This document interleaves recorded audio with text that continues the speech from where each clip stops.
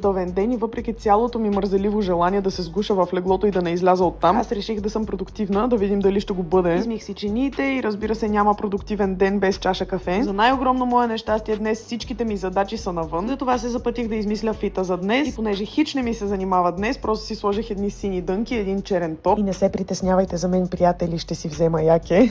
И между другото, вижте това. От затворено положение на моя флип отварям Gemini. Поставям го както намеря за удобно и си правя една бърза снимка, след което я прикачвам в Nano Banana и вижте скандалния резултат. Молих го да ми направи аниме версия и след това да изложи Cyberpunk Grim. Отзад се виждаха разни якета, които ми разваляха вайба. Затова директно от галерията с фотоасист ги разкарах за точно една минута. Качих си снимката, след което отбелязах още някои задачи, които имам да свърша навън. И така, между целия хаос, поне Galaxy Z Flip 7 ми помага да изглеждам сякаш знам какво правя. И айде отивам да се боря с останалата част от този изключително мрачен ден. Бай!